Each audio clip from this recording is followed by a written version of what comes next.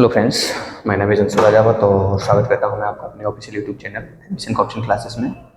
तो कल हमने सिलोगिज्म पढ़ा था, कथन और रिसर्च की वीडियो आपके पास में आई थी कल, ठीक है। और मैंने कहा था आपसे कि आज से कल से हमारा जो प्लान होने वाला है वो अल्टरनेट डेज का होने वाला है कि एक दिन आपके लिए रीजनिंग की वीडियो आएगी, ठीक है, एक दिन रीजनिंग की वीडियो और सेकेंड दिन आपके लिए मैथ्स की वीडियो आएगी। और रीजनिंग में जो कंटिन्यू चैप्टर है वो कौन सा है, हमारा सिलोगिज्म है, ठीक है, कथन और निष्कर्ष है।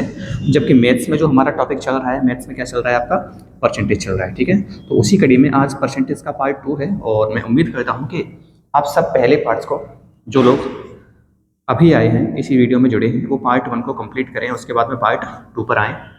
और हमारा जो टारगेट है वो आपको बता दिया था कि हमारे जो भी एग्जाम्स होने वाले हैं 2023 में एसएससी से रिलेटेड, जैसे कि एसएससी सीएचएसएल का आने वाला है, ठीक है, एमटीएस एंड हवलदार वाला, ठीक है, और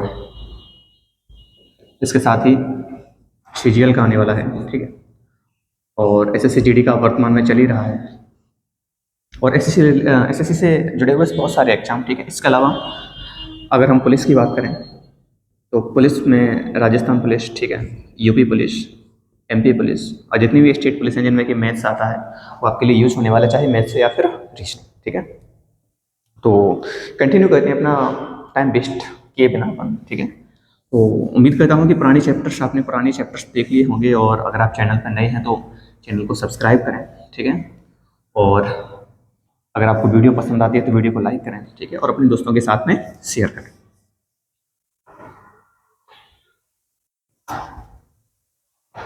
एक और रिक्वेस्ट है कि अभी अगर आप वीडियो देखते हो तो थोड़ा सा अच्छे पिक्सल्स पे वीडियो देखा करें, 720 या 480 पिक्सल्स पे, ठीक है, क्योंकि अभी जो है अपन मोबाइल से रिकॉर्ड करते हैं तो थोड़ा सा क्वालिटी डाउन रहती है, ठीक है। तो कोई दिक्कत नहीं है, आप उसे मैनेज कर लेना, लाइब्रेरी वगैरह में सभी पढ़ते हैं। अच्छा देखिए, बात करता हूँ मैं कुछ परसेंटेज की। उस दिन मैंने आपको सिखाया था, बेसिक पढ़ रहे थे, ठीक है, मैंने कोई भी टाइप नहीं सिखाया था, लेकिन अपन बेसिक पढ़ रहे थे। और बेसिक में हमने सीखा था कुछ परसेंटेज का, हमने सीखा था प्रतिशत से भिन्न बनाना और भिन्न से प्रतिशत बनाना, ठीक है। तो अगर 100% है, अच्छा देखो, परसेंटेज टू भिन्न जाना है, फ्रैक्शन जाना है, ठीक है, भिन्न बनानी है तो डिवाइडेड बाई 100 करते हैं, भाग किसका देते हैं, 100 का देते हैं, और भिन्न से परसेंटेज बनाना है तो गुणा किसका करते हैं, 100 का करते हैं। जैसे कि 1/2 है, इंटू 100 करेंगे अपन। 1/2 को परसेंटेज में चेंज करना है तो 2 से कितनी बार कैंसिल हो गया, 50 बार, तो आंसर क्या हो गया 50%। और 50% को यदि आपको भिन्न में बनाना है तो भाग किसका दे दो, 100 का, 50/100। बाकी बेसिक चीज़ें आप जानते हो, इतना डिटेल में नहीं जाना है आपको, ठीक है, 1/2। तो उम्मीद करता हूँ कि पुरानी चीज़ें आपने देखी होंगी, ठीक है। कुछ चीज़ें आपको याद होनी चाहिए, जैसे कि 1/3 का मतलब क्या था, 33 सही 1/3%, ठीक है। 33 सही 1/3%। 1/4 का मतलब क्या होता है, 25%। 1/5 का मतलब क्या होता है, 20%। 1/6 का मतलब क्या होता है, 16 से 2/3%। 1/7 का मतलब क्या होता है, 14 से 2/7%। 1/8 का मतलब क्या होता है, 12.5%। 1/9 का मतलब क्या होता है, 11 से 1/9%। 1/10 का मतलब क्या होता है, 10%। और 1/11 का मतलब क्या होता है, 9 से 1/11%। तो ये वो भिन्न है जो कि हम बार बार यूज करने वाले हैं, इसीलिए मैंने आपके सामने ये लिख दिए हैं, ठीक है।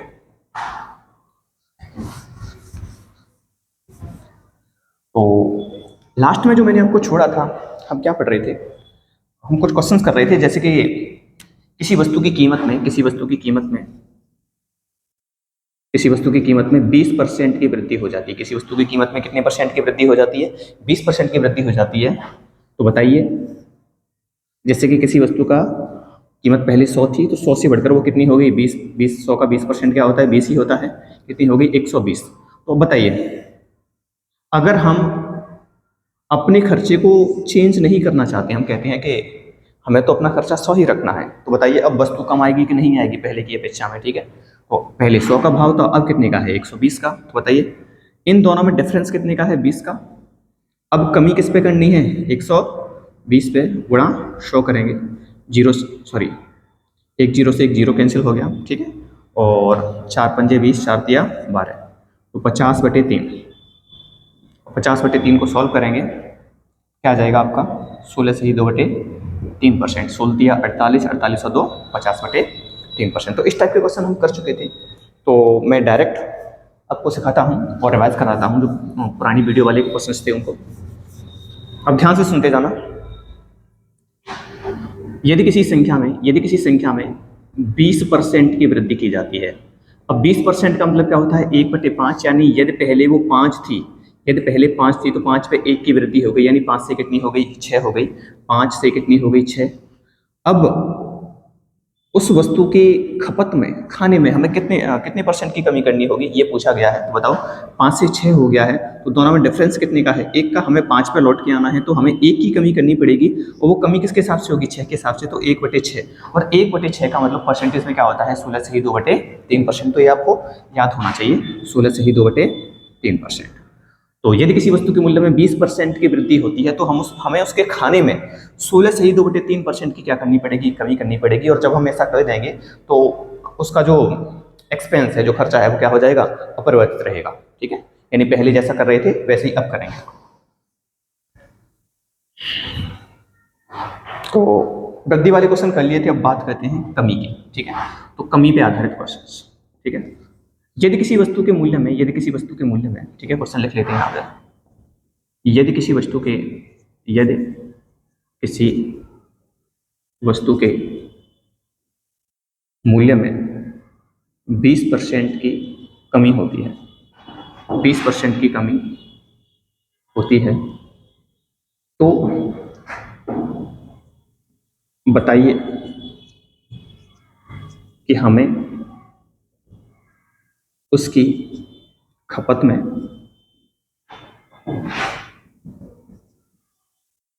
कितने प्रतिशत की कमी करनी पड़ेगी, जिससे कि हमारा जो खर्चा है वो कैसा रहे, अपरिवर्तित रहे। तो इतनी भाषा है, भाषा आप समझ जाना। मेरी कोशिश रहेगी कि अपन कम से कम लिखें और समझाएं ज़्यादा से ज़्यादा। ठीक है, देखिए, किसी वस्तु के मूल्य में 20% की क्या हो रही है, कमी। अब यहाँ पे एक टेबल बनाते हैं, अपन। ठीक है,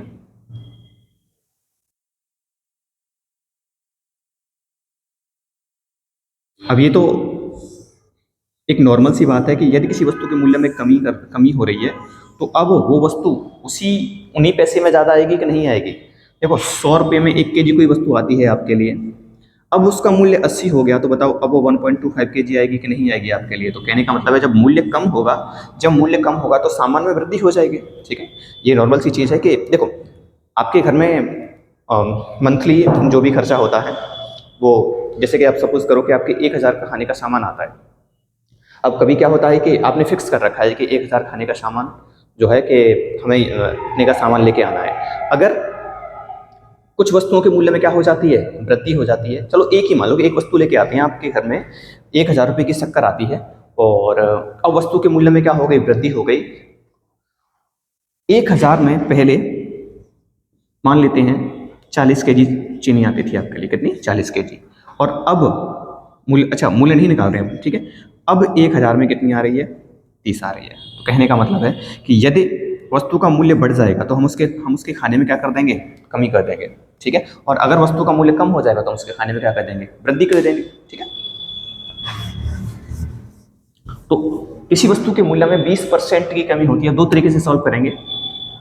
पहला, 100 को मान के कर लो कि 20% की कमी हो रही है, तो 100 का 20% कितना होता है, 20 होता है। तो 100 में से 20 कम कर दो, 80। पहले मूल्य 100 था, अब कितना हो गया, 80 हो गया।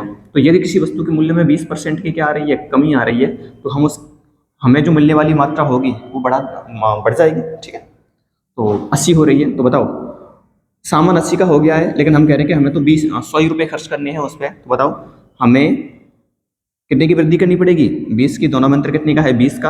अब जो वृद्धि होगी वो किस पे होगी, 80 पे। 20/80 गुणा 100, तो 20 चौके 80, और 4 से कितनी बार, 25 बार। यानी यदि किसी वस्तु के मूल्य में 20% की कमी आती है, 100 से कितना हो गया, 80 हो गया, तो बताओ उसकी खपत में कितने परसेंट, यहाँ पे वृद्धि कर लो आप, ठीक है। यहाँ पे क्या होने वाली है, वृद्धि, ठीक है। तो कितने परसेंट की वृद्धि करनी पड़ेगी, उसके खाने में कितने परसेंट की वृद्धि करेंगे, जैसे कुल खर्चे पर कोई प्रभाव न पड़े, ठीक है। तो 20/80 गुणा 100, तो 4 से कितनी बार, 25 बार। तो यानी 20% की डाउन, अगर मूल्य कम हो रहा है तो हम उसका खाना बढ़ा देंगे कितने परसेंट, 25%, ठीक है। अब सेकंड तरीका क्या है, और जो कि मेन है, उसी तरीके पे अपन फोकस रखने वाले हैं कि ज़्यादातर जो क्वेश्चन करेंगे हम उसी तरीके से सॉल्व करेंगे, ठीक है। तो यहाँ देखो, यदि किसी वस्तु के मूल्य में 20% की कमी, कहने का मतलब है 20% का मतलब क्या होता है, 1/5 होता है कि नहीं होता है। यानी यदि वस्तु का मूल्य 5 है तो उस पर 1 रुपया कम हो गया है, यानी पहली वस्तु 5 की थी तो अब वो वस्तु कितने की आ रही है, 4 की आ रही है। तो बताओ इन दोनों में अंतर 1 रुपये का, बटे में बाद वाला मूल्य कितना है, 4, यानी 1/4। अब डायरेक्ट याद करो कि 1/4 का मतलब क्या होता है, 25% होता है। ठीक है, तो 20% की वृद्धि होगी, 20% की कमी होगी तो अपन 25% की वृद्धि कर देंगे उसके खाने में। ठीक है, अब यहाँ पे है 25%।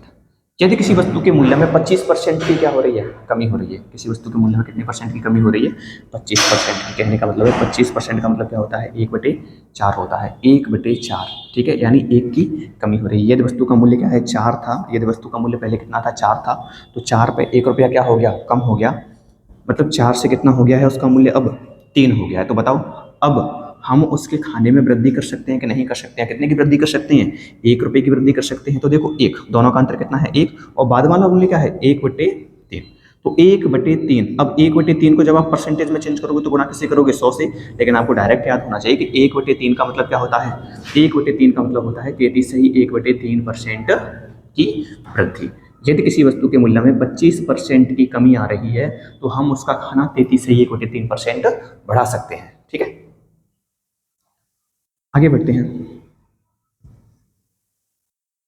100 वाले तरीके से भी कर लो कि 100 से 25% कम हो गया, यानी -25 हो गया, कितना हो गया, 75 हो गया। तो बताओ पहले वस्तु 100 की थी, अब कितने की होगी, 75 की हो गई। तो दोनों में डिफरेंस कितने का है, 25 का। और किस पर करेंगे, 75 को नीचे रखो, गुणा किससे कर दो, 100 से। 25 दिया, कितने हो गए, 75। 100/3 का मतलब क्या होता है, 33 से 1/3%। ठीक है, तो उम्मीद करता हूँ कि अब आपकी ये अच्छे से समझ में आ गया होगा। ठीक है, यहाँ पे अब बात करते हैं कि किसी वस्तु के मूल्य में 16 से ही 2/3% की क्या हो जाती है, कमी हो जाती है। किसी वस्तु के मूल्य में 16 से ही 2/3% की कमी हो जाती है। अब दिक्कत क्या है कि 100 के हिसाब से इसे करने में थोड़ी सी दिक्कत आने वाली है आपको, क्योंकि 100 को मान के अपन 100 को मानेंगे तो यहाँ पे क्या करना पड़ेगा, 116 से ही 2/3%। तो ये थोड़ा सा अपन को क्या देने वाला है, दिक्कत। तो इसीलिए अब इस तरीके से ना करके हमारे लिए मेन चीज़ क्या है, हमारे लिए मेन चीज़ है रेशियो मेथड। और रेशियो मेथड से हम बहुत सारे क्वेश्चन करने वाले हैं। रेशियो मेथड, ठीक है, किसी वस्तु के मूल्य में 16 से ही 2/3% की क्या आ रही है, कमी आ रही है। तो 16 से ही 2/3% का मतलब क्या होता है, 1/6 होता है। तो देखो यदि वस्तु का मूल्य 6 था, यदि वस्तु का मूल्य कितना था, 6 था, तो अब उसका 1 रुपये कम हो गया, कितना हो गया, 5 हो गया। कितना हो गया, 5। बताइए 6 से यदि वस्तु का मूल्य कितना हो गया है, 5 हो गया है, तो अब हमारा सामान ज़्यादा आएगा। बताओ दोनों में अंतर कितने का है, 1 का। बटे में क्या करना है, 5, और गुना क्या कर दो, 100। तो 1/5 का मतलब वैसे भी क्या होता है, 20%। यदि किसी वस्तु के मूल्य में 16 से ही 2/3% की क्या आ रही है, कमी आ रही है, तो हम उसके खाने को कितना बढ़ा सकते हैं, 20% बढ़ा सकते हैं। ठीक है, तो जब ऐसी परसेंटेज हमारे पास में आ जाएंगी जो थोड़ा सा कठिन होगी, ठीक है, पॉइंट में जाएंगी, तो तब हमारे लिए बेस्ट मेथड क्या रहेगा, रेशियो मेथड रहेगा। बाकी 16 से ही 2/3% का मतलब आपके सामने लिखा है, क्या होता है, 1/6 होता है। इसीलिए मैंने आपके सामने पहले से ही लिख रखा है। ठीक है, अब बात करते हैं, यदि किसी वस्तु के मूल्य में 14 से ही 2/7% की क्या होती है, कमी होती है। 14 से ही 2/7% की कमी। अब दिक्कत फिर से वही है कि ये 14 पॉइंट समथिंग है, 14 पॉइंट कुछ है। तो कहने का मतलब है कि अगर इसे 100 से मान के करेंगे तो थोड़ा सा दिक्कत हो जाएगी अपने लिए। ठीक है, टाइम लेंदी हो जाएगा क्वेश्चन। तो अपन को क्या करना है कि इसको हम कन्वर्ट कर लेते हैं, इसको हम चेंज कर लेते हैं कि इसमें फ्रैक्शन में, भिन्न में। तो इसका मतलब क्या होता है, 1/7। यानी यदि किसी वस्तु के मूल्य में 14 से ही 2/7% की कमी होती है, इसका मतलब क्या है, 1/7 की कमी होती है। यानी यदि वस्तु का मूल्य 7 है, यदि वस्तु का मूल्य क्या है, 7, तो अब कितना हो जाता है, 6 हो जाता है। ठीक है, यानी 7 से कितना हो गया है, 6। तो बताओ वस्तु की मात्रा ज़्यादा हो जाएगी, यानी दोनों का अंतर 1। 1 बटे में बाद वाला मूल्य कितना है, अब 6। 1/6 गुणा 100। और 1/6 का मतलब वैसे भी याद होना चाहिए, कितना होता है आपके लिए, 16 से ही 2/3%। यानी किसी वस्तु के मूल्य में 14 से ही 2/7% की क्या कर दें, कमी कर दें, तो उसके मूल्य में वृद्धि, उसकी खपत में, खाने में कितने परसेंट की वृद्धि कर सकते हैं हम, 16 से ही 2/3% की वृद्धि कर सकते हैं। तो यहाँ तक की चीज़ों को देखो और बताओ कोई दिक्कत हो तो।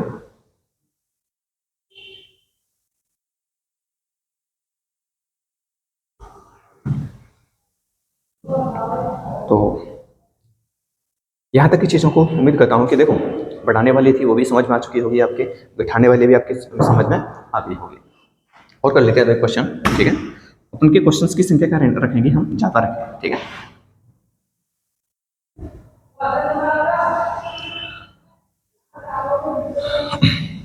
यदि किसी वस्तु के मूल्य में आपकी बार अपन कहते हैं 50% क्या हो जाए, 50% की कमी हो जाए। अब 50% की कमी का मतलब है 1/2, यानी वस्तु का मूल्य 2 है तो उसमें 1 की क्या कर दो, कमी कर दो। यानी 2 में 1 की कमी करेंगे तो वस्तु का मूल्य कितना रह जाएगा, 1 रह जाएगा कि नहीं रह जाएगा। पहले 2 था, अब कितना हो गया, 1 हो गया। तो बताओ दोनों का अंतर कितना है, 1।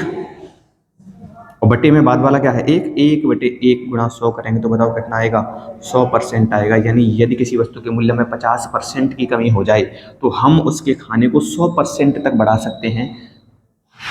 50% की कमी आ जाए तो खाने को कितना परसेंट बढ़ा सकते हैं, 100%, ठीक है। कैसे, यहाँ देखो 100 से पहले वस्तु का मूल्य 100 था, अब उसमें 50 की कमी आ गई। 50% का मतलब 50 होगा 100 के लिए, तो 100 से कितना हो गया, 50 हो गया। तो देखना यहाँ पे 100 में 1 आ रहा था और अब 50 के हिसाब से 100 में कितना आ जाएगा, 2 kg आ जाएगा कि नहीं आ जाएगा। तो बताओ कितना ज़्यादा है ये, पहले भी 1 kg था, अब उसमें 1 kg हमने क्या कर दिया, बढ़ा दिया, ठीक है। तो बताओ 100% की वृद्धि होगी कि नहीं होगी हमारे लिए। तो उम्मीद करता हूँ कि ये चीज़ अब आपके क्लियरली समझ में आ गई होगी। एक सेकंड वेट करेंगे।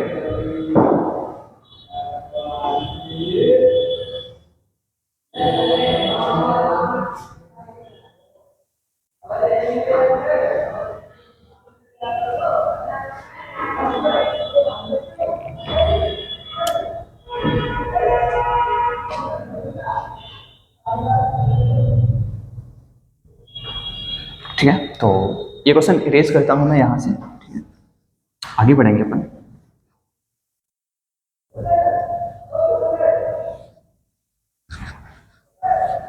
धीमे धीमे हमारा जो बेसिक है वो एंड होता जा रहा है, ठीक है। और अब हम जो प्रैक्टिस, मेरा जो प्रैक्टिस करने का तरीका है वो आपको मैं बता दूं कि हम जो परसेंटेज करने वाले हैं, परसेंटेज जो करने वाले हैं वो रेशियो मेथड पर ज़्यादा फोकस करेंगे, ठीक है। रेशियो मेथड, ठीक है, क्योंकि रेशियो मेथड हम बहुत सारे चैप्टर्स पढ़ने वाले हैं, इससे साधारण ब्याज, चक्रवृद्धि ब्याज, ठीक है। तो बहुत सारे चैप्टर्स में काम आने वाला है, प्रॉफिट और लॉस में भी काम आएगा, ठीक है। तो अब यहीं से देखो, एक बार वृद्धि की टेबल भी मैं यहाँ से बना देता हूँ। किसी वस्तु के मूल्य में 20% की क्या हो रही है, वृद्धि हो रही है। 20% की वृद्धि हो रही है। अब आपको माइंड में करना सीखेंगे, ठीक है। 20% की वृद्धि हो रही है तो 20% का मतलब क्या होता है, 1/5। यानी यदि वस्तु का मूल्य 5 है, नीचे क्या आ रहा है 5, वस्तु का मूल्य 5 है तो ऊपर क्या है 1। 5 मूल्य है तो उसमें 1 की क्या हो जाती है, वृद्धि हो जाती है। यानी 5 से कितना हो गया है, 6 हो गया है। 5 से 6, तो बताओ 5 से मूल्य 6 हो गया है तो उसमें अब 1 की आपको क्या करनी पड़ेगी, कमी करनी पड़ेगी। तो 1 तो ऊपर आएगा, ठीक है। और बटे में क्या आएगा, 5 से 6 हुआ है तो बटे में क्या आएगा, 6। 1/6 का मतलब क्या होता है, 1/6 का मतलब होता है 16 से ही 2/3%। 16 से ही 2/3%। जो मैं कह रहा हूँ वो यहाँ देख लो कि 20% की वृद्धि हो रही है, इसका मतलब क्या है 1/5। यानी वस्तु का मूल्य 5 है तो उसका मूल्य 1 रुपये बढ़कर कितना हो गया है, 5 से 6 हो गया है। 5 से 6 हो गया है तो अब दोनों का अंतर 1/6, और 1/6 गुणा 100 करेंगे तो क्या आ जाएगा, 16 से 2/3%। तो धीमे से जल्दी से बढ़ते हैं। 25% की वृद्धि कर रहे हो, 25% यानी 1/4, यानी 4 से ऊपर क्या है 1, नीचे क्या है 4। तो 4 वस्तु का मूल्य है तो 4 पे 1 रुपये की वृद्धि, यानी 4 से कितना हो गया है, 5 हो गया है। बताओ दोनों में अंतर कितने का, 1 का। बटे में क्या आ जाएगा, 5 आ जाएगा, 1/5, यानी कितना आंसर आ जाएगा, 20%। यदि वस्तु के मूल्य में 25% की वृद्धि होती है, अगर किसी वस्तु का मूल्य 25% बढ़ जाता है तो उसके खाने में हमें 20% की क्या करनी पड़ेगी, कमी करनी पड़ेगी, ठीक है। यदि किसी वस्तु का मूल्य 33 सही 1/3% बढ़ जाता है, 33 सही 1/3%, तो बताओ 1/3 होता है कि नहीं होता। यानी यदि वस्तु का मूल्य 3 है तो 3 पे कितना बढ़ गया है, 4। 3 से कितना हो गया है, 4 हो गया, 1 रुपये बढ़ के 3 से 4 हो गया है। तो बताओ 3 और 4 में अंतर कितने का, 1 का। 1 कहाँ आएगा, ऊपर आएगा। और बटे में क्या आ जाएगा, 4। 1/4, 1/4 गुणा 100 करेंगे तो कितना आ जाएगा, 25%। यानी यदि किसी वस्तु का मूल्य 33 सही 1/3% बढ़ जाता है तो उसके खाने में हमें 25% की क्या करनी पड़ेगी, कमी करनी पड़ेगी। और यही हमारा क्या है, आंसर। चलो एक और क्वेश्चन लेते हैं कि यदि किसी वस्तु के मूल्य में 11 सही 1/9% की वृद्धि होती है, 11 सही 1/9, अब देखो 11 से 1/9 क्या होता है, 1/9 होता है कि नहीं होता है, ठीक है। तो 1/9 यानी 9 से 1 की वृद्धि, तो 9 से वस्तु का मूल्य कितना हो गया है, 10 हो गया है। 9 से कितना हो गया है, 10। तो बताओ 9 10 में अंतर 1 का, 1 ऊपर बटे में 10 आएगा, 1/10 का मतलब क्या होता है, 10%, यानी उसके खाने में हमें 10% की क्या करनी पड़ेगी, कमी करनी पड़ेगी, ठीक है। तो ये हैं आपके कुछ टेबल्स, और जल्दी से देखिए, यहाँ पे है वृद्धि। अगर वस्तु के मूल्य में वृद्धि होगी तो खाने में क्या करनी पड़ेगी, कमी, और अगर वस्तु के मूल्य में कमी होगी तो खाने में हम क्या कर देंगे, वृद्धि कर देंगे, ठीक है। ये कीमत है और ये क्या है, खपत। तो मैंने अपनी पूरी कोशिश की है कि आपको बिल्कुल अच्छे से समझाया जाए, ठीक है। फिर भी अगर आप बिल्कुल नए हो, ठीक है, मतलब अभी अभी आपने स्टार्ट किया, तो एक और पुरानी वीडियो को देखें, ठीक है। और अगर आपको थोड़ा फास्ट लगता है तो आप उसे स्पीड स्लो करके भी देख सकते हैं, ठीक है। वैसे समझ में आ जाएगा, ज़्यादा दिक्कत नहीं है। अब देखो वर्तमान में जो एग्जाम्स चल रहे हैं उसमें दिक्कत क्या रहती है कि हमारे पास में टाइम कम रहता है। तो मेरी कोशिश क्या रहेगी कि हम पहले क्वेश्चन को बेसिक से भी करें, विद फॉर्मूला भी करें, ठीक है, समझे भी कि उसको सोल्यूशन करने का तरीका क्या है, कि ऐसे नहीं कि अपन ने उड़ा दिया क्वेश्चन, बिल्कुल ही उड़ा दिया, ठीक है। लेकिन सबसे लास्ट में हमारा तरीका क्या रहेगा कि हम माइंड में उसे सॉल्व करना सीखें। देखो क्वेश्चंस का मतलब एक लेवल होता है, ठीक है। तो जिस क्वेश्चन की जितनी कह सकते हैं औकात, ठीक है, तो जिस क्वेश्चन की जितनी औकात है उसे उतना ही टाइम दिया जाए तो ही बेटर रहेगा, ठीक है। तो ये जो क्वेश्चन है, इस टाइप के क्वेश्चन जो हैं वो हालांकि आते नहीं है, लेकिन देखो आ भी सकते हैं छोटी मोटी परीक्षाओं में, ठीक है। वैसे परीक्षा कोई नहीं है, आने को तो कहीं पे भी आ सकते हैं, लेकिन अगर इस टाइप के क्वेश्चन आते हैं, तो अगर इस टाइप के क्वेश्चंस को भी आप अगर पेन से सॉल्व कर रहे हैं, तो इसका मतलब क्या है कि अभी आप कंपटीशन में थोड़ा सा कहाँ हो, पीछे हो। तो इस टाइप के क्वेश्चन आपको डायरेक्ट एग्जाम में करने होंगे, ठीक है। और ये परसेंटेज तो मैं ये कह रहा हूँ कि ये वाले परसेंटेज तो डायरेक्ट याद होने चाहिए, और ये आपको ज़्यादा टाइम नहीं लगेगा बनाने में, ठीक है। तो कोशिश करिए कि जितनी भी चीज़ हो सके अपन माइंड में रखें अपने में, ठीक है। कैलकुलेशन को फास्ट करें, मेन चीज़ है आपकी कैलकुलेशन।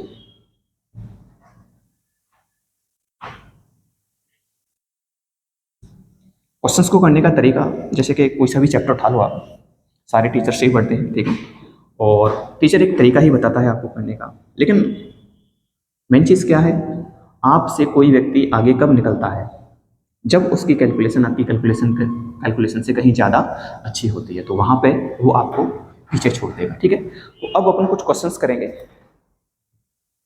तो चलो ऐसा करते हैं, अपन टाइप फर्स्ट कर लेते हैं। हमारा टाइप फर्स्ट, यहाँ से हमारा टाइप फर्स्ट स्टार्ट होगा, और 1 सेकंड वेट करेंगे आप। आपके लिए कुछ क्वेश्चंस हैं जो कि आपकी परीक्षाओं की हैं, ठीक है। तो टाइप फर्स्ट में हम कुछ बेसिक क्वेश्चन करने वाले हैं।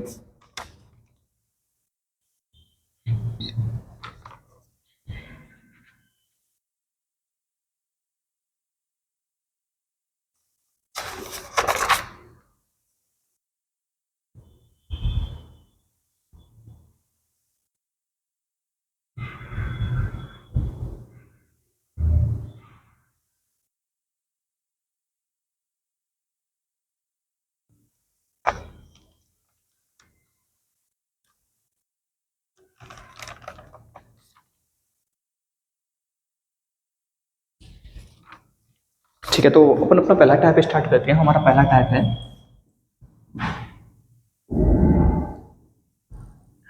एग्जाम में अंकों पर आधारित, मतलब परीक्षा में अंकों पर आधारित प्रश्न।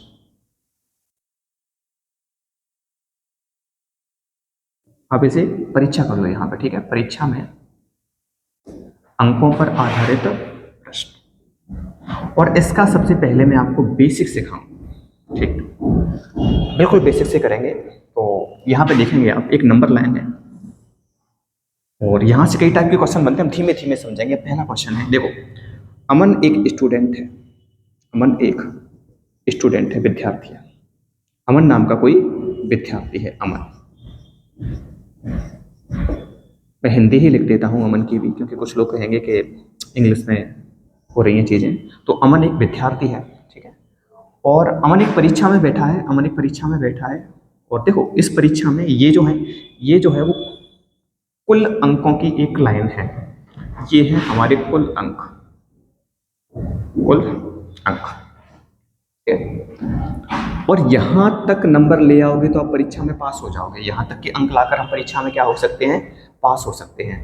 तो अब मैं कहूँ आपसे कि एक विद्यार्थी है अमन, ठीक है, और अमन जो है, पहले टाइप का क्वेश्चन पढ़ रहे हैं अपन। अमन जो है वो 180 अंक प्राप्त करता है। अमन जो है वो 180 अंक प्राप्त करता है। उसने कितने अंक प्राप्त किए, 180 अंक प्राप्त किए। और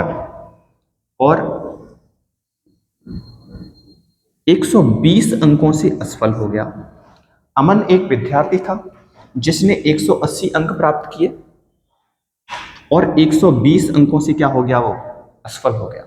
ठीक है, इतना क्लियर है। देखो ये हमारे एग्जाम में कौन से वाले अंक थे, पासिंग मार्क। ये क्या है, हमारे पासिंग मार्क। पास होने के लिए नंबर इतने लेके आने हैं, ये हमारे क्या है, पासिंग मार्क हैं। तो 180 वो अंक लेकर आया, फिर भी फेल हो गया, मतलब उसके अंक इस लाइन से पीछे रह गए कि नहीं रह गए, कितने कम रह गए, 120 रह गए। तो देखो 180 और ये 120, मैं ये कह सकता हूं कि उसे पास होने के लिए अंकों की जरूरत कितनी थी, 180 और 120 कितने अंकों की जरूरत थी, 300 अंकों की जरूरत थी। यानी अमन को पास होने के लिए 300 अंक चाहिए था, 300 अंक चाहिए थे, और 120 अंकों से वो असफल हो गया। तो उसके नंबर कितने आए हैं, 180 नंबर आए, कैसे भी कह सकते हो आप इसे। अब यदि अमन को पास होने के लिए परसेंटेज में, अमन को पास होने के लिए परसेंटेज में माना कि 30% अंक लेकर आने थे।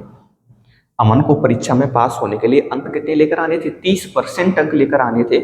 यानी ये कह सकते हैं कि ये जो अंक आपको दिखाई दे रहे हैं 300, तो वैसे तो अमन को पास होने के लिए 300 अंक चाहिए, लेकिन परसेंटेज में कितने चाहिए, 30%। तो यहां देखो, मैं ये नहीं कह सकता हूं कि 30% का मतलब ही क्या है, 300 है। 30% का मतलब कितना है, 300। वैसे तो मैं देखते ही बता सकता हूं कि 30% का मतलब 300 है, तो 100% का मतलब क्या होने वाला है आपके लिए, 1000 होने वाला है कि नहीं है। यानी 100% का मतलब क्या है आपके लिए, 1000 है। या फिर ऐसे कर लो कि x अधिकतम अंक हैं जिनका 30%, 30% किसके बराबर है, 300 के बराबर है। तो यहाँ से देखो, 0 से 0 कैंसिल हो गई, 3 से कितनी बार कैंसिल हो गया, 10 बार, और x बराबर, ये 100 ऊपर जाएगा तो गुणा हो जाएगा, 100 गुणा 10, यानी कितने अंक आ जाएंगे, 1000 अंक आ जाएंगे। यानी परीक्षा में अधिकतम अंक कितने हैं, अधिकतम अंक हैं हमारे 1000। ठीक है, तो ये पहले प्रकार का प्रश्न था, पहले प्रकार का प्रश्न था, और उम्मीद करता हूं कि अच्छे से समझ में आया होगा। ठीक है, ऑब्जर्व करेंगे आप।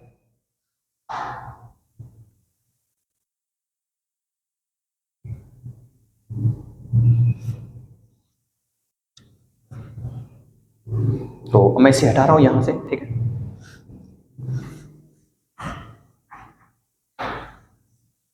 अभी हम क्वेश्चन करने वाले हैं, मैं आपके लिए क्वेश्चन लिखूंगा। ठीक है,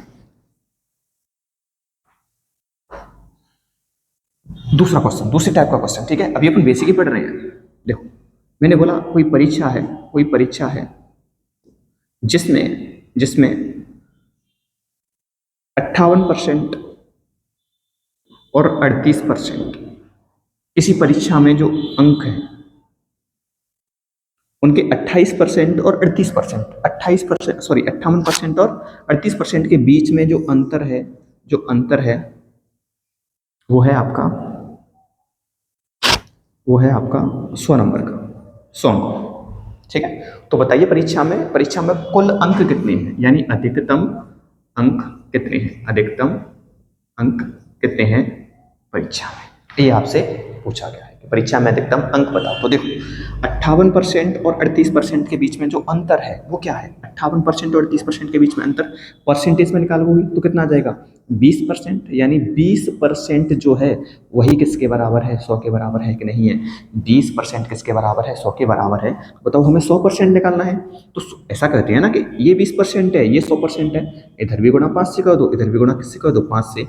तो ये कितना हो जाएगा, 100%। तो 100% ही तो निकालना था हमें, और ये कितना हो जाएगा हमारा, 500 हो जाएगा। यानी परीक्षा में अधिकतम जो अंक हैं वो कितने हैं, 500 हैं। या फिर आप ऐसे कह सकते थे कि x अधिकतम अंक हैं जिसका 20% 20% किसके बराबर है, 100 के बराबर है। ठीक है, तो 20 पंजे 100 और 5 गुणा 100 करेंगे तो x का मान कितना आ जाएगा, 500 आ जाएगा। यानी अधिकतम अंक परीक्षा में कितने हो जाएंगे, 500 हो जाएंगे आपके। ठीक है, तो ये सेकंड टाइप का क्वेश्चन है जो कि आ सकता है आपके लिए।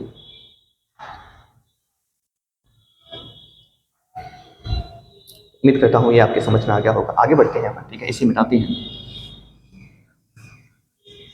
तीसरी टाइप के क्वेश्चन पे चलते हैं अपन। ये भी आपके लिए क्वेश्चन ही है, आप चाहें तो इन्हें लिख सकते हैं, ठीक है। तीसरा क्वेश्चन परीक्षा में हमको पढ़ाता है, ठीक है, कि किसी परीक्षा में सोनू को किसी परीक्षा में सोनू को 600 अंकों में से 600 अंकों में से, ठीक है, 600 अंकों में से 480 अंक प्राप्त हुए। किसी परीक्षा में सोनू को 600 अंकों में से 480 अंक प्राप्त हुए, तो बताइए उसने कितने प्रतिशत अंक प्राप्त किए। तो बताइए उसने कितने परसेंट अंक प्राप्त किए। तो हम ये कह सकते हैं कि ये देखो 480 कितने का बटे में 600 का। देखो ऐसे तो लिखते हैं, अगर आपके 10 में से 8 नंबर आते हैं तो ऐसे लिखते हैं कि नहीं लिखते, 8/10 लिखते हैं। कहने का मतलब क्या है कि 2 चौके 8, 2 पंजे 10, 4/5 अंक मिले हैं आपको, यानी 1/5 20% होता है, तो 4/5 80% हो जाएगा कि नहीं हो जाएगा। यानी आपको परीक्षा में कितने अंक मिले हैं, 80% अंक मिले हैं। तो देखो 0 से 0 कैंसिल, 12 चौके 48 और 12 पंजे 60, यानी 4/5। जब 4/5 का मतलब यहाँ 80% है, तो यहाँ भी कितने परसेंट होगा, 80% होगा कि नहीं होगा। वैसे ये बताओ 4/5 अगर भिन्न को हमें परसेंटेज में चेंज करना है तो गुणा किससे करते हैं, 100 से करते हैं। 5 से कितनी बार कट जाएगा, 20 बार, और 20 चौके कितने परसेंट हो जाएगा, 80% हो जाएगा, ठीक है। तो उसे कितने अंक मिले हैं, सोनू को अंक कितने मिले हैं, 80% अंक मिले हैं, ठीक है। तो इसे इरेज करता हूँ और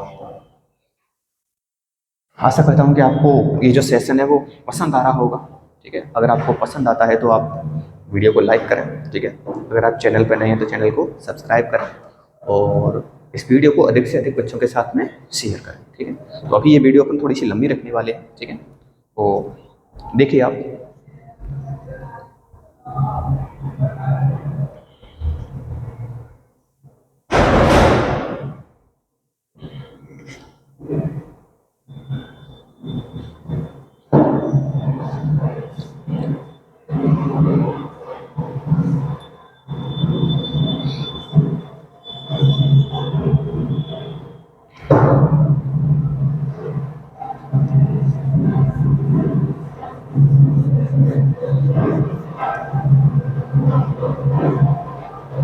तो आगे बढ़ते हैं अपन, ठीक है।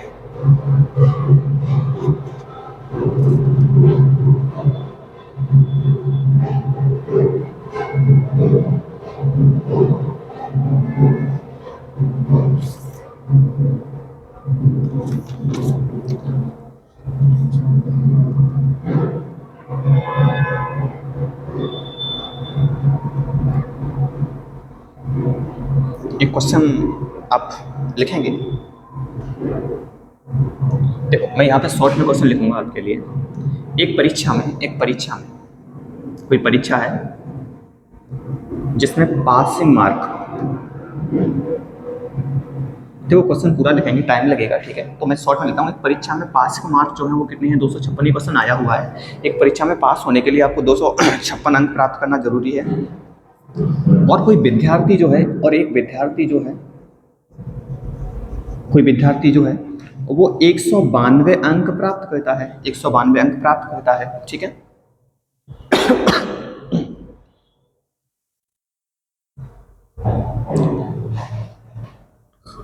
192 अंक प्राप्त करके 10% से अनुत्तीर्ण हो जाता है। 10% से क्या हो जाता है, अनुत्तीर्ण हो जाता है। एक परीक्षा में पास होने के लिए नंबर कितने जरूरी हैं आपके लिए, 256 जरूरी है।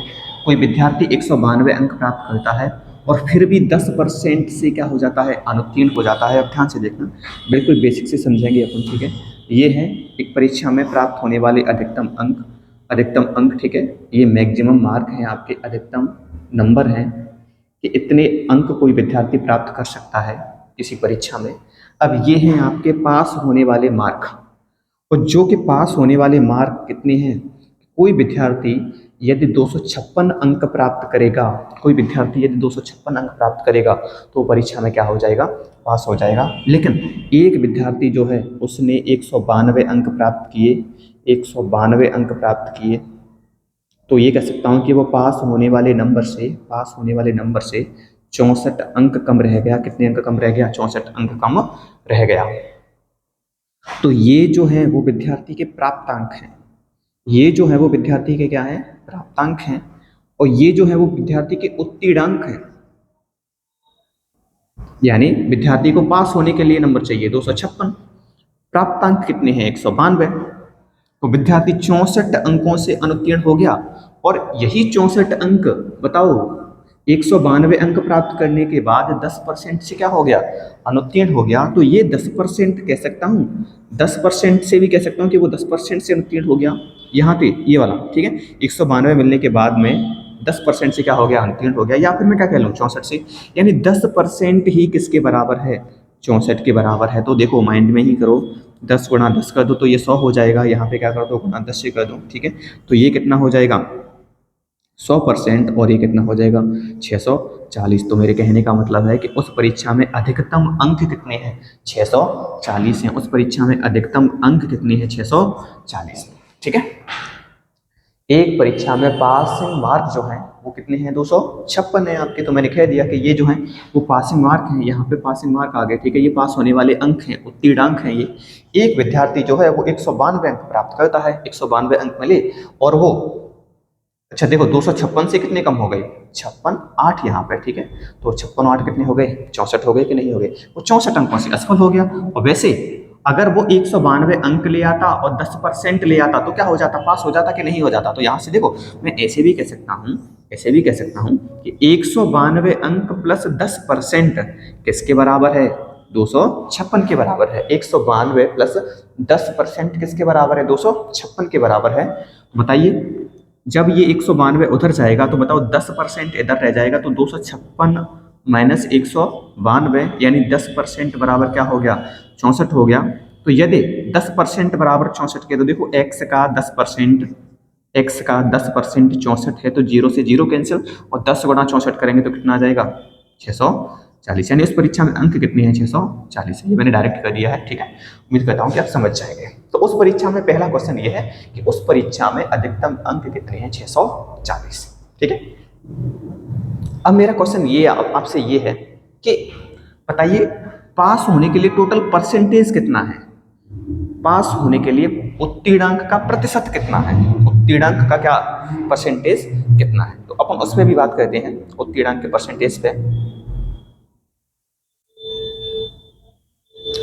तो देखो इसे मैं मिटाता हूं यहां से।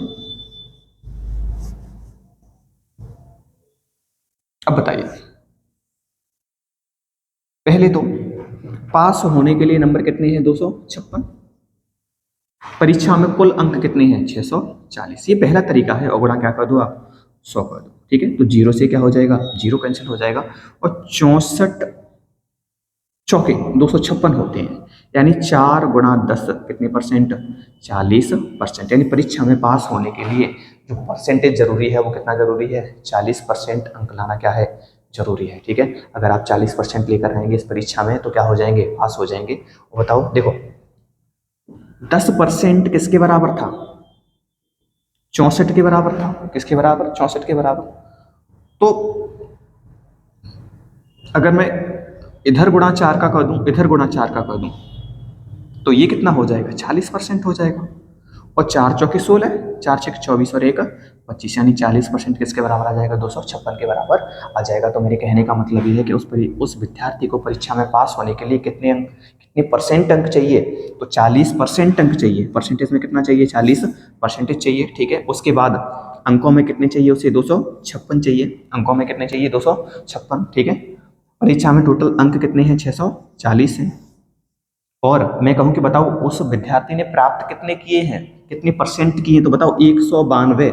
192 तो 192 64 गुणा 3 करेंगे तो क्या मिलता है? 192 मिलता है। यानी विद्यार्थी ने कितने परसेंट प्राप्त किए हैं?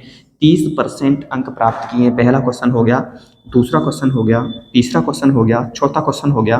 और मैं इन क्वेश्चंस को डायरेक्ट, मतलब मेरे कहने का मतलब है कि अगर आपकी कैलकुलेशन अच्छी है तो मैं ही नहीं, आप भी इन्हें बहुत जल्द माइंड में ही सॉल्व कर सकते हैं। ठीक है, तो पहले तो ये मैंने समझाया है आपके लिए। यहाँ से ऐसे भी कह सकते थे कि विद्यार्थी को 40% अंक मिले थे और 10% देखो कम रह गए थे उसके पास होने के लिए, तो उससे मिले कितने होंगे?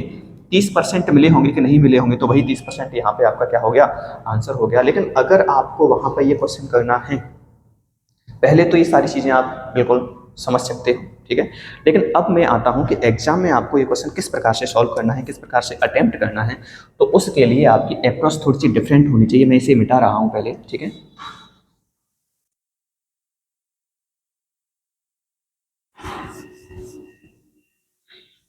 अभी हम इसी पे आधारित एक और क्वेश्चन करेंगे, लेकिन अभी नहीं। देखो, अब मैं आपके सामने 4 क्वेश्चन लिखता हूँ फिर से।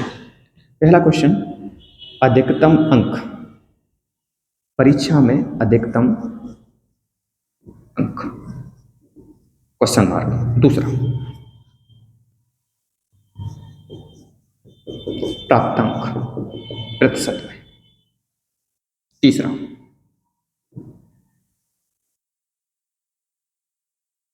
उत्तीर्णांक प्रतिशत में, ठीक है।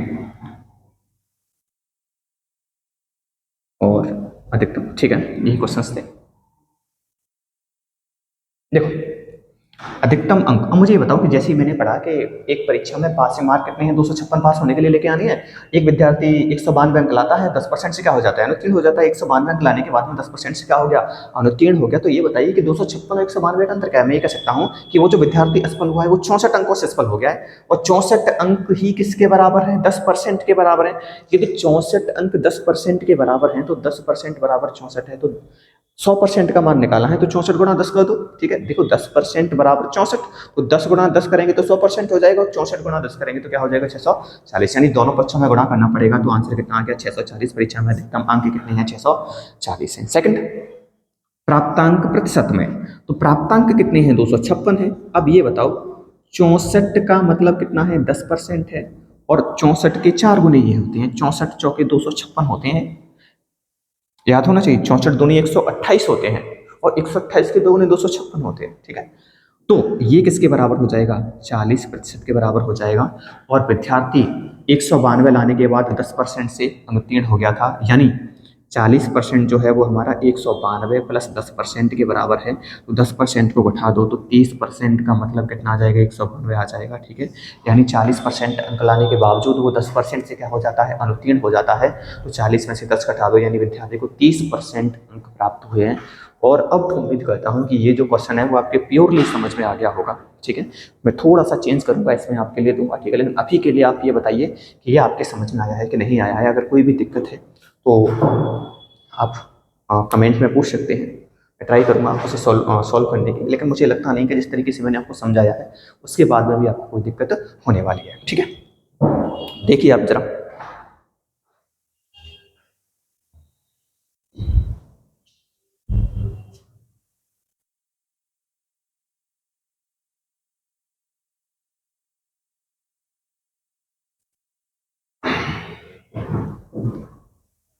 तो एक क्वेश्चन मैं आपके लिए देता हूँ, और उसमें कई सारे क्वेश्चन करेंगे, लेकिन अब की बार हम डायरेक्ट सॉल्व करेंगे, ठीक है।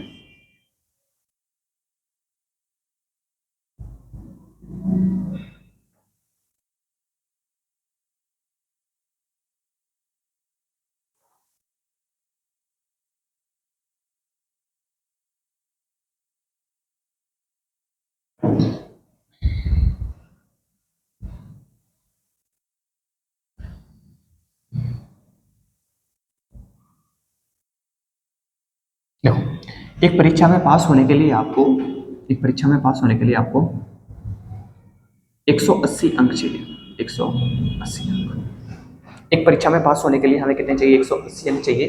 कोई विद्यार्थी जो है, कोई विद्यार्थी जो है वो,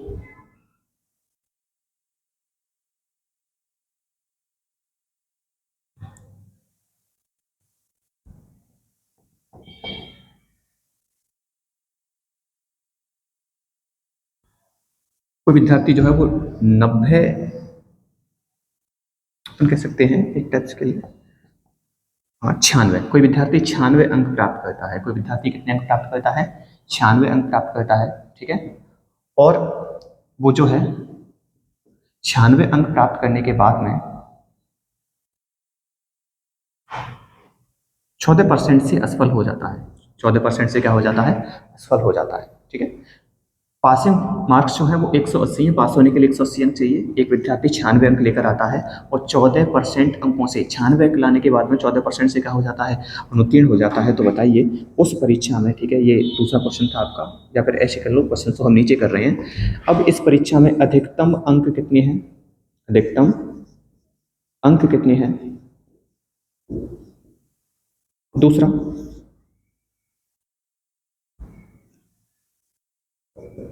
प्राप्तांक का परसेंटेज क्या है, कि विद्यार्थी को जो अंक मिले हैं उनका परसेंटेज क्या है, तीसरा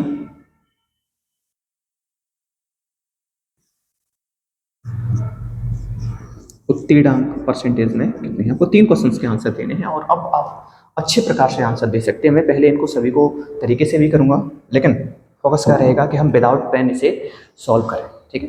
तो 1 मिनट का टाइम है आपके पास में, आप सॉल्व कर सकते हैं।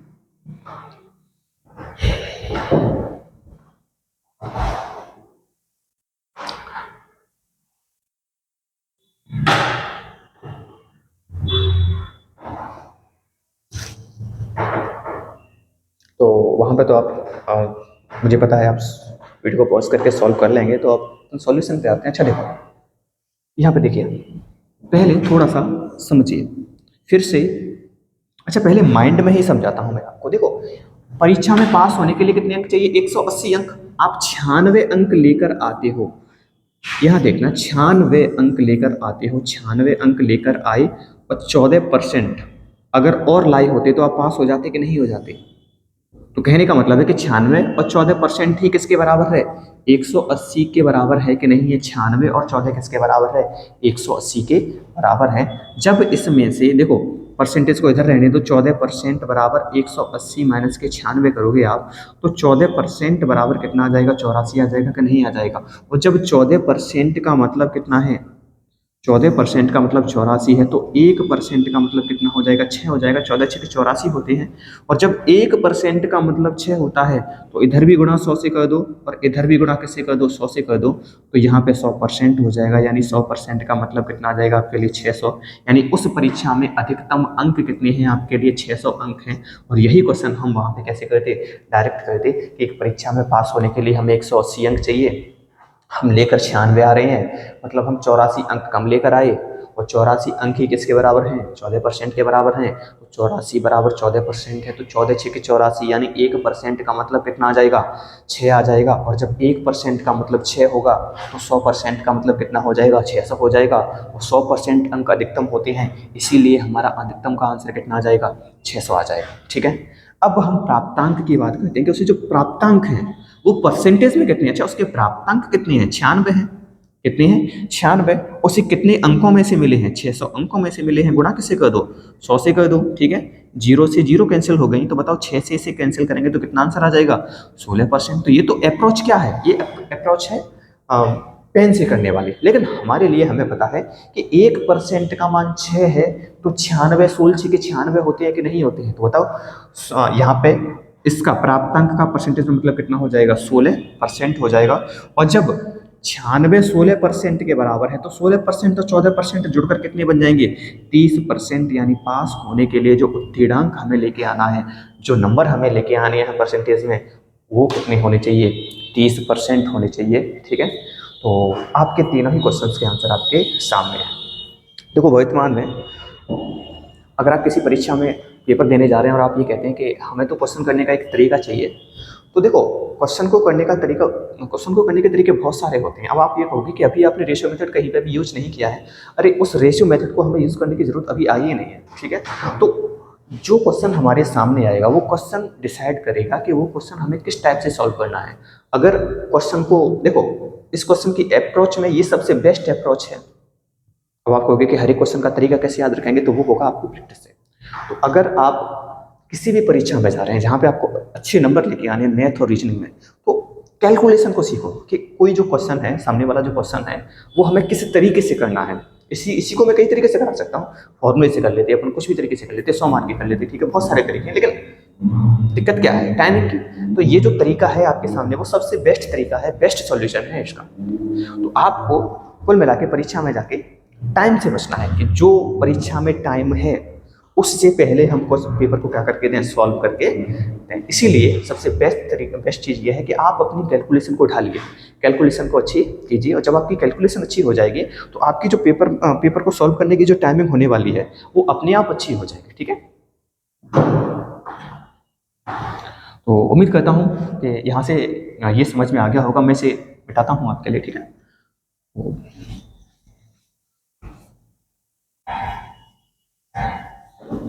एक क्वेश्चन और लेंगे, और अब की बार जो क्वेश्चन होने वाला है वो बिल्कुल माइंड में सॉल्व करना, फर्राटे से सॉल्व कर देना। ठीक है,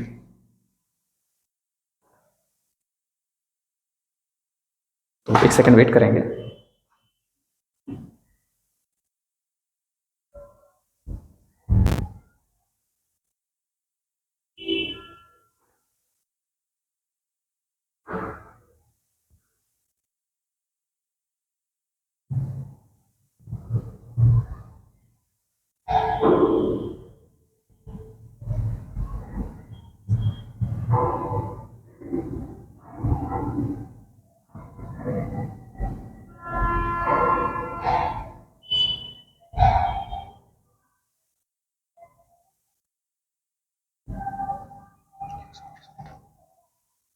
क्या देखो, किसी परीक्षा में किसी परीक्षा में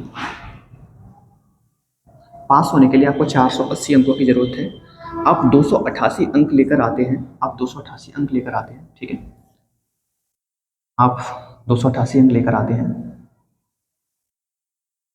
और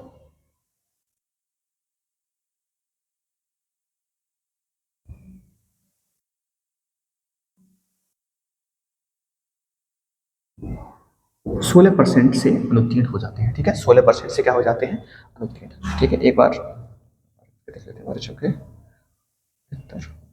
7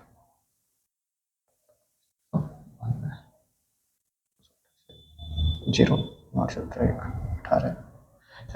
ठीक है, तो एक परीक्षा में पास होने के लिए 480 अंक चाहिए। एक विद्यार्थी 288 अंक लेकर आता है और 16% से क्या हो जाता है, अनुत्तीर्ण हो जाता है। अच्छा, इस क्वेश्चन से अपन ऐसा नहीं कि इसी क्वेश्चन को समझ रहे हैं, बहुत सारे क्वेश्चन आपके सॉल्व हो रहे हैं इस क्वेश्चन से। ठीक है, देखिए मैक्सिमम मार्क्स निकालो। ठीक है, अब फर्स्ट तरीका, 288 अंक लेकर आया है और 16% से अनुत्तीर्ण हो गया, तो 480 में से 288 घटाओ, माइंड में ही कितना आ जाएगा, 192। अच्छा, 192 है, 192 ही किसके बराबर है, 16% के बराबर है। 192 किसके बराबर है, 16% के बराबर है।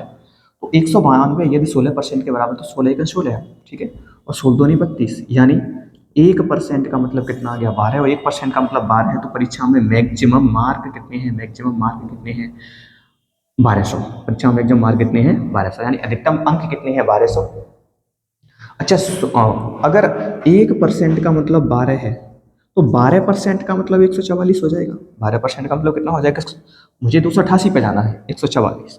तो अगर इसके दोगुने कर दूं, इसके भी दोगुने कर दूं, ये चीज़ आपको सीखनी पड़ेगी। ठीक है, तरीके तो वही है। तो 24% का मान जो है वो कितना आ जाएगा, 288। यानी प्राप्तांक जो था उसका वो कितने परसेंट था, 24%। कितने परसेंट है, 24%।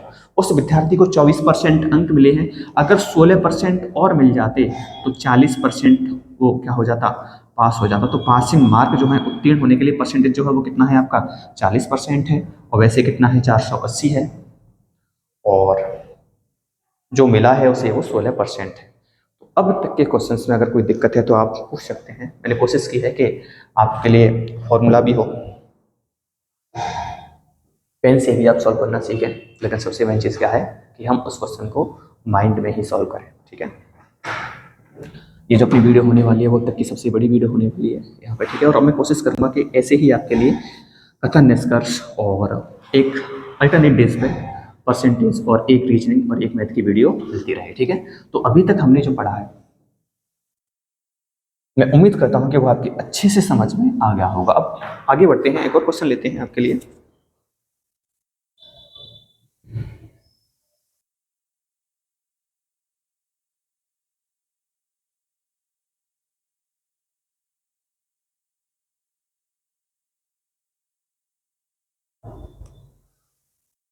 देखो, अगला क्वेश्चन है, और भाषा सुन लेना। एक परीक्षा में पासिंग मार्क ये सभी क्वेश्चन आए हुए हैं, ठीक है। परीक्षा में पास होने के लिए आपको 40% अंक लेकर आने हैं, 40% अंक लेकर आने हैं। माइंड में आ गया कि एक परीक्षा में पास होने के लिए कितने अंक लेकर आने हैं, 40% अंक लेकर आने हैं।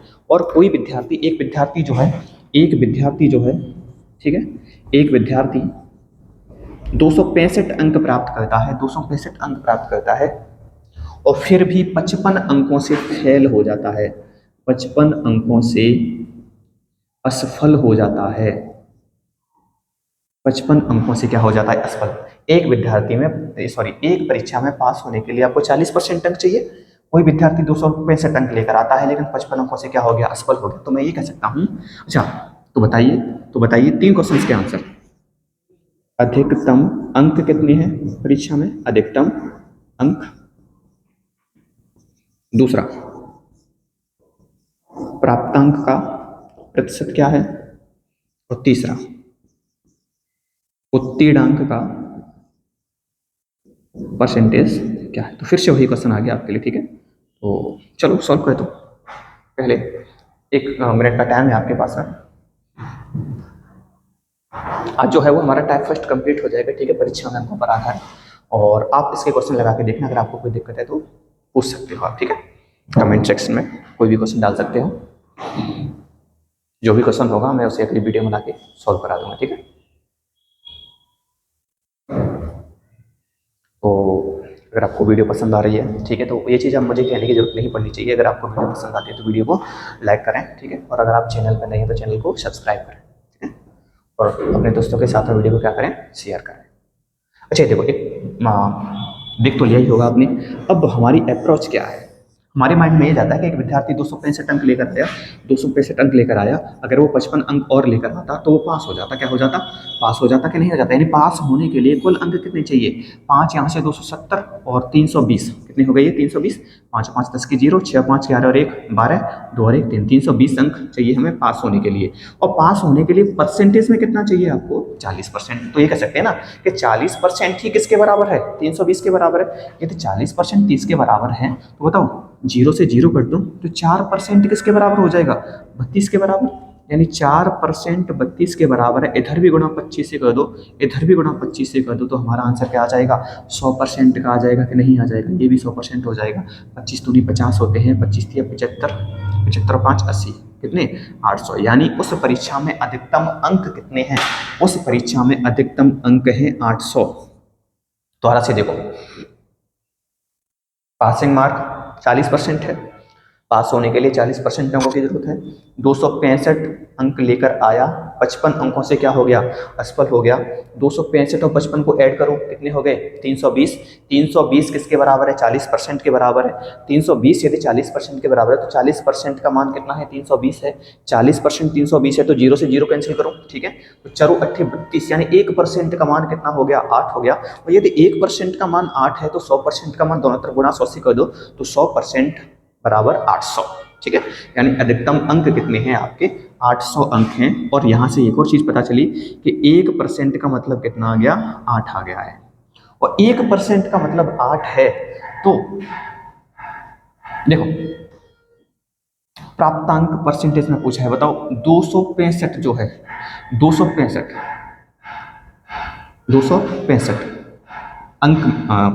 अंक 800 बटे में आ जाएगा, गुणा किसे कर दो, 100 से कर दो, 0 से 0 कैंसिल हो जाएगी। तो देखो 8 तिया 24, 2 8 तिया 24, तो 33 सही, 1/8 आ जाएगा, ठीक है।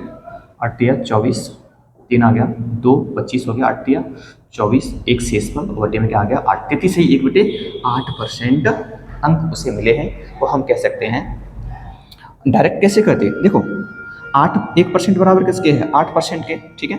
तो 10% का मान कितना हो जाएगा, अभी आना चाहिए, 10% का मान कितना हो गया, 80 हो गया। और 10% का मान 80 है तो हमें किसके नज़दीक जाना है, 226 के नज़दीक जाना है। तो देखो 3 से गुणा करो, यहाँ पे भी 3 से गुणा करो, तो 240, और यहाँ पे 30%। अभी भी हम कितना कम रह गए हैं, 15 अंक, सॉरी 25 अंक। तो 25 अंकों में 8 + 8 + 8, ये 1% बना लेगा, ये भी 1% बना लेगा, ये भी 1%। तो 30% में 3 जोड़ दो, कितने हो गए, 33। हालांकि आपको देखने में बड़ा लग रहा है, लेकिन मेरी कोशिश क्या है कि आप कैलकुलेशन को समझें। कि हम इसे कैसे तोड़ सकते हैं। जितनी ज़्यादा सीखेंगे, क्वेश्चन चाहे कितना भी बड़ा हो, आपका फोकस क्या होना चाहिए कि मैं जो कैलकुलेशन कर रहा हूँ वो कैसे की जा रही है, ठीक है। तो मेन चीज़ क्या है, कैलकुलेशन। आपका फोकस कैलकुलेशन पे होना चाहिए, कैलकुलेशन को अच्छी बनाओ, ठीक है। मैंने अभी इस वीडियो में आपके लिए कम से कम 50 बार कैलकुलेशन बोल दिया, तो मेरा कहने का मतलब है कि आपकी कैलकुलेशन जो है बहुत ही अच्छी होनी चाहिए। मेन चीज़ क्या है, कैलकुलेशन किसी भी परीक्षा में अगर आपकी कैलकुलेशन अच्छी है और प्लस एक्यूरेसी, क्वेश्चन ऐसा नहीं है कि केवल कैलकुलेशन ही अच्छी है, आपको मैथ ही नहीं आता है, लेकिन ये तो सही है कि जब कैलकुलेशन आपकी अच्छी होगी तो मैथ आपको आता ही होगा, ठीक है। और नहीं आता है तो आप अपनी प्रैक्टिस कीजिए, ठीक है।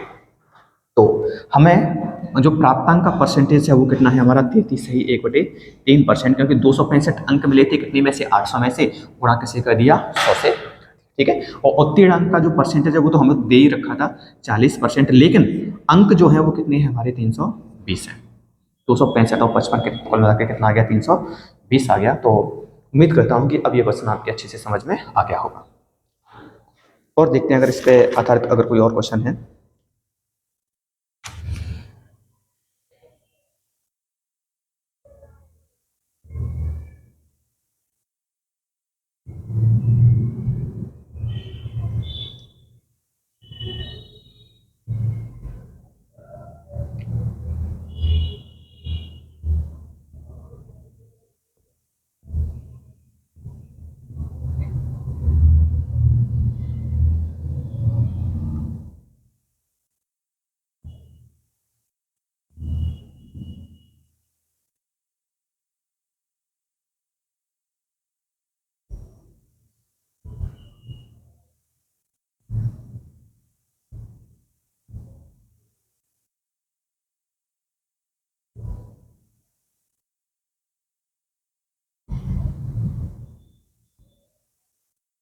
अच्छा, एक और क्वेश्चन करते हैं। अच्छा, मिटाते हैं इसे, ठीक है।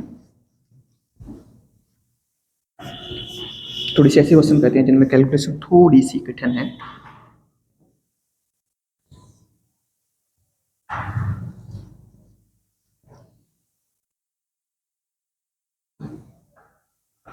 तो क्वेश्चन है आपका, अच्छा ये सारे क्वेश्चन आए हुए हैं और क्वेश्चन लिख रहा हूँ मैं आपके सामने एक, ठीक है। तो क्वेश्चन लिखेंगे आप अगला।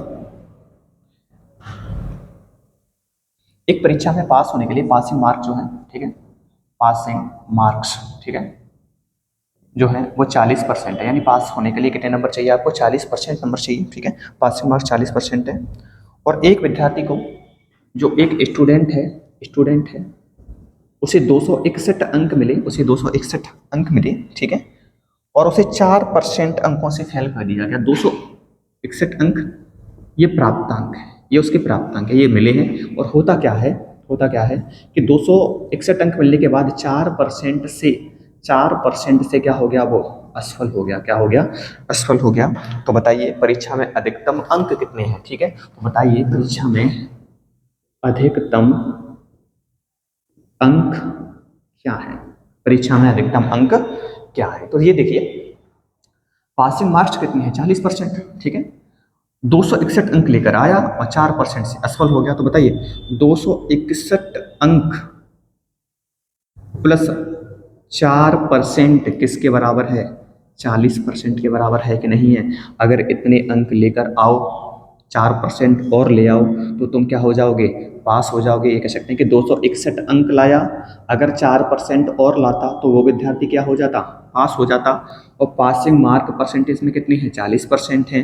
तो 261 प्लस 4% किसके बराबर है, 40 के बराबर है। हालांकि ये सारी चीज़ें आपके माइंड में होंगी, आपको क्या दिखेगा, 40% अंक चाहिए पास होने के लिए, 4% से असफल होता है तो उसे 36% मिले होंगे। और 36% किसके बराबर हो जाएगा, 261 के बराबर हो जाएगा, ठीक है। तो कहने का मतलब है कि जब आप 261 को इधर रखोगे और 4% को उधर लेके जाओगे तो 36% का मान कितना आ जाएगा, 261 आ जाएगा। यानी 36% का मान कितना है, 261 है, ठीक है।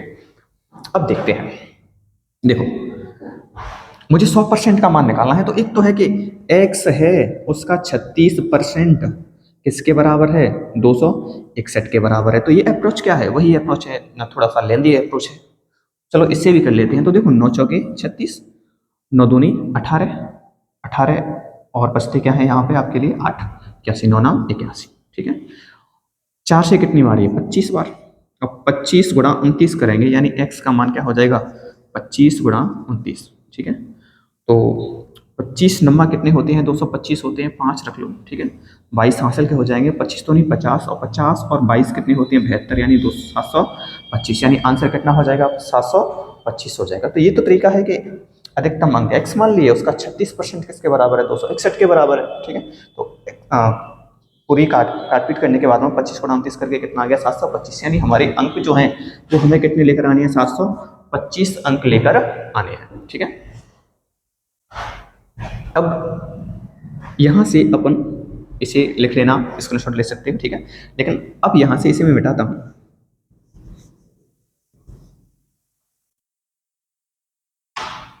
और अब देखो यहां पे कैंसिल करो, 9 से कैंसिल कर दो, ये 4% हो जाएगा, और ये कितना हो जाएगा, 9 दूनी 18, 9 नाम 81, 29, यानी 4% किसके बराबर है, 29 के बराबर है। तो अब मैं दोनों तरफ यदि 25 से गुणा कर दूं, दोनों तरफ 25 से गुणा कर दूं, जो कि अभी 725 आया था, और यहाँ पे कितना हो जाएगा, 100%, यानी उस परीक्षा में अधिकतम अंक कितने हैं, 725 हैं। और अब उम्मीद करता हूँ कि आपके अच्छे से समझ में आ गया होगा जो चीज़ मैं आपको समझाना चाह रहा हूँ, ठीक है। 1% का मान पता हो तो गुणा 100 से कर देंगे, उधर भी गुणा 100 से कर दो। 10% का मान पता है तो गुणा किससे कर दो, 10 से कर दो, उस संख्या में भी 10 से गुणा कर दो। 25% का मान पता है तो इधर गुणा 4 से कर दो, ये भी 100% हो जाएगा, उधर भी गुणा कैसे कर दो, 4 से कर दो, ठीक है। यदि 20% का मान पता है तो इधर भी गुणा 5 से कर दो, उधर भी गुणा कैसे कर दो, 5 से, ठीक है। तो ये सारी चीज़ें हैं जो कि आप पे आनी चाहिए, जिससे कि आपकी कैलकुलेशन बेटर हो जाए, ठीक है। मैं कोशिश करूंगा कि आपकी कैलकुलेशन के लिए भी कुछ वीडियोस लेकर आए, ठीक है। इरेज करते हैं इसे।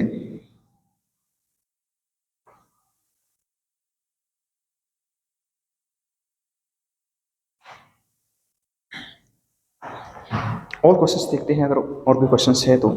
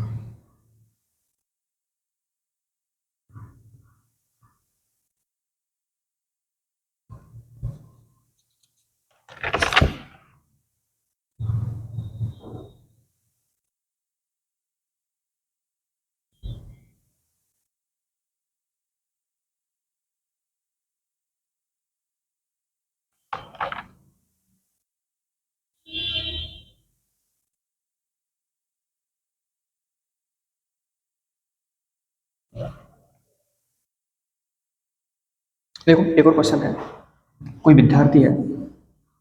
अब देखो मैं इस क्वेश्चन को आपके एक नंबर लाइन पे ड्रॉ करता हूँ, ठीक है। यहाँ पे दो हैं आपके पास में, दो स्टूडेंट हैं, ठीक है। एक विद्यार्थी जो है ये ए मान लेते हैं, ठीक है। और वो जो है वो 30% अंक प्राप्त करता है। एक परीक्षा में ए ने 30% अंक प्राप्त किए, एक परीक्षा में ए ने 30% अंक प्राप्त किए और 10 अंकों से फेल हो गया। ए ने ए ने 30% अंक प्राप्त किए, एक का प्राप्तांक कितना है, 30%, और 10 अंकों से 10 अंक से असफल हो गया। ए जो है वो 10 अंकों से क्या हो गया, असफल हो गया। यानी यहाँ पे ये है पासिंग मार्क, ये है आपके पास होने के लिए जरूरी नंबर, ठीक है। तो 30% अंक लेकर आया, लेकिन कितना कम रह गया, तो वो कम रह गया 10%, सॉरी 10 अंकों से क्या रह गया कम। ये है 10 अंक आपके। 30% अंक लाने के बावजूद 10 नंबर से क्या हो गया, फेल हो गया। यदि उसके 30% प्लस 10 अंक आते तो वो क्या हो जाता, पास हो जाता। एक अन्य विद्यार्थी है बी, जिसने 40% अंक प्राप्त किए। एक अन्य विद्यार्थी है बी जिसने 40% अंक प्राप्त किए हैं, ठीक है। तो ये मान लो बी है, और बी का जो प्राप्तांक है वो कितना है, 40% है। बी ने जो प्राप्त किए हैं वो कितने अंक प्राप्त किए हैं, 40% अंक प्राप्त किए हैं। और यह उत्तीर्णांक से उत्तीर्णांक से 15 अंक ज्यादा लेकर आया। 15 अंक ज़्यादा लेकर आया। एक परीक्षा है जिसमें ए ने 30% अंक प्राप्त किए हैं, 10 अंकों से असफल हो गया, 10 अंक कम रह गए पास होने से। और बी ने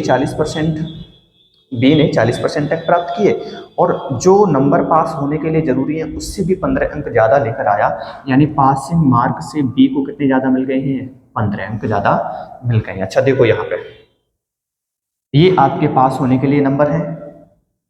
ए 30% अंक लेकर आया, 10 नंबर से असफल हो गया।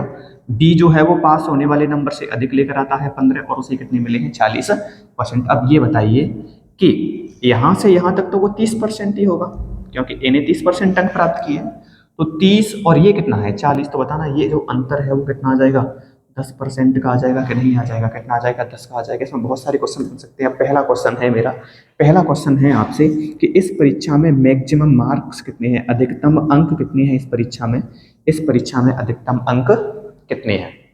तो इस परीक्षा में अधिकतम अंक जो है वो 10%। देखो 10% किसके बराबर है, देखो यहाँ पे तो ये 10% है, जब नंबर में देखेंगे तो 10 और 15 कितने हो जाएंगे, ये 25 हो जाएंगे कि नहीं हो जाएंगे, यानी 10% का मान कितना दे रखा है, 25 दे रखा है। 10% का मान कितना है, 25 है। तो बताइए इधर भी गुणा 10 से करो और इधर भी गुणा कैसे कर दो, 10 से। यही मैं समझा रहा था अभी आपको। ये 100% हो गया, ये क्या हो गया, 100% हो गया, ठीक है। और इधर कितना हो जाएगा, 250, यानी उस परीक्षा में अधिकतम अंक कितने हैं, 250, यानी अधिकतम अंक कोई विद्यार्थी जो ला सकता है वो कितने होंगे, 250 होंगे, ठीक है। पहला क्वेश्चन था जो कि आपके सामने है। 10% अंक में कितना है वो 25, तो 10% बराबर 25, यानी 100% बराबर 250, ठीक है। तो ये पहला क्वेश्चन है और उम्मीद करता हूँ कि अच्छे से समझ में आ गया होगा। आगे भी क्वेश्चंस करेंगे अपन, ठीक है। तो अभी इसमें आप सेकंड क्वेश्चन जो है आपका, मुझे ये बताइए कि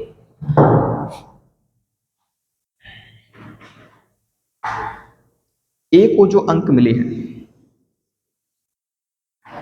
ए को, अच्छा दूसरा क्वेश्चन है आपके लिए कि उत्तीर्णांक परसेंटेज में कितना है,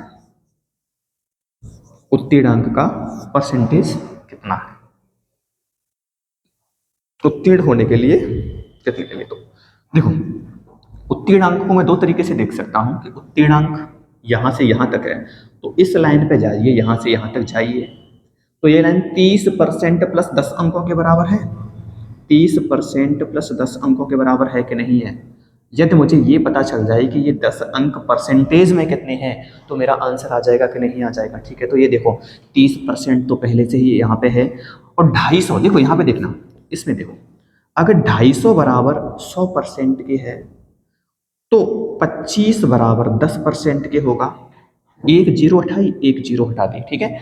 और 1% बराबर 2.5 के होगा, मैंने एक और संख्या हटा दी पॉइंट लगा के, ठीक है। तो 1% का मान कितना हो जाएगा, 2.5। यदि 2.5 1% के बराबर है तो 10 में मैं इसे 2.5 गुणा 4 लिख सकता हूँ कि नहीं, 2.5 गुणा 4, तो ये क्या हो जाएगा, 10 हो जाएगा कि नहीं हो जाएगा, ठीक है, सॉरी 10 हो जाएगा, ठीक है। अंकों में कितना हो जाएगा, 10। तो बताओ ये 10 जो है वो 4% के बराबर हो जाएगा कि नहीं हो जाएगा, यानी 30% प्लस 4%, यानी उत्तीर्णांक का जो परसेंट है वो कितने परसेंट है, 34% है। उत्तीर्णांक जो है वो 34% है। तो दो क्वेश्चन आपके इसमें से सॉल्व हो गए और दोनों ही आपके सामने है। और एक और तरीका है, देखो एक तो इस तरीके से निकाल सकते हैं, या फिर ये कह लो कि उत्तीर्णांक जो है वो 40%, बी के हिसाब से देख लो 40% भी लेकर आ रहा था, लेकिन वो कितने ज़्यादा लेकर आया था, 15, यानी 40% में से यदि मैं 15 घटा दूँ, 15 अंक घटा दूँ, ठीक है, तो वो हमारा परसेंटेज प्राप्त उत्तीर्णांक वाला आ जाएगा। तो 40%, और जब 2.5 का मतलब 1 है तो इधर भी गुणा 6 से कर दो, इधर भी गुणा 6 से कर दो, तो ये 6% हो जाएगा, इधर कितना हो जाएगा, 15%। तो यहाँ पे कितना आ जाएगा, 6% आ जाएगा। तो 40%, यहाँ पे 40 में से घटा दो आप 6%, तो कितना आ जाएगा आपका, 34% आ जाएगा, ठीक है। तो उम्मीद करता हूँ कि जिस टाइप से मैंने आपको और क्वेश्चंस कराए हैं, ये क्वेश्चन भी आपके उसी प्रकार से समझ में आ गया होगा, ठीक है। एक आध और अगर कोई टाइप है तो और देख लेते हैं। हालांकि क्वेश्चंस तो काफ़ी है, लेकिन अभी दिक्कत क्या है हमारे लिए कि अपन सारे क्वेश्चंस को लिख नहीं सकते हैं, ठीक है। हालांकि प्रैक्टिस तो अपन बहुत सारी कर लेंगे, लेकिन अभी अब मेरी कोशिश ये रहेगी कि जो भी है जितना कम से कम लिखा जाए उतना ही अच्छा है, ठीक है।